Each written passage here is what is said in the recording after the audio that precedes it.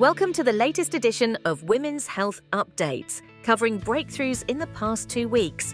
Brought to you by Lucid Quest. First, the New England Journal of Medicine published Phase 3 space trial in children and adolescents, with episodic migraine ran for 3 months, with 237 participants ages 6 to 17.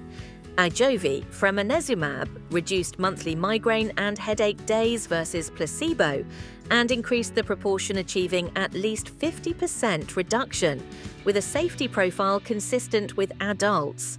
Ultrahuman, in partnership with Click Therapeutics, announced the migraine power plug for its smart ring, integrating FDA-authorized digital therapeutics content.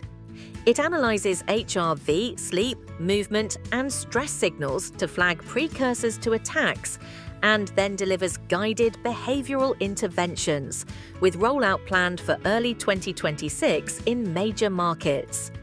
At ACNP pooled Phase 3 studies 501 and 502, plus the 6-month open-label study 503, showed that adjunctive Caplyta, lumateperone, nearly doubled 6-week remission versus placebo and maintained high, sustained remission over 24 weeks in the open-label setting.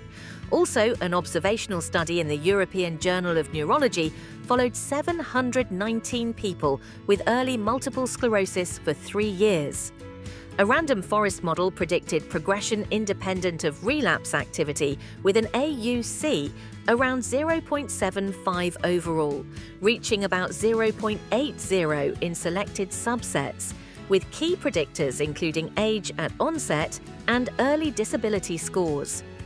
The FDA approved Zycubo, copper histidinate, a subcutaneous formulation with breakthrough, fast-track, orphan, and rare pediatric disease designations, as the first US therapy for Menkes disease. An early treatment cohort showed a significant overall survival benefit versus contemporaneous external controls, and common adverse events are described in the label. Analyses in Science Translational Medicine of samples from Capella and Calibrate reported that capsid mutations, notably M66Y, can confer resistance to Lenacapavir yet reduce replication capacity, supporting combination therapy and resistance monitoring.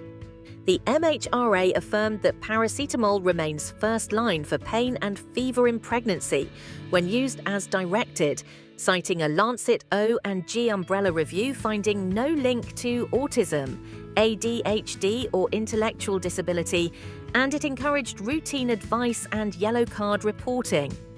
Updated international guidance on endometriosis, aligned with WHO priorities, called for symptom-led recognition, earlier referral, multidisciplinary management, and proactive fertility counseling to close persistent diagnostic and care gaps. Finally, the FDA extended Nexplanon implant duration from 3 to 5 years and added a REMS to certify inserters.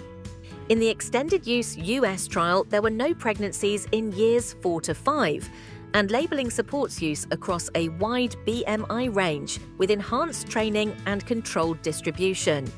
Stay ahead in women's health research, like, share, and subscribe for our updates.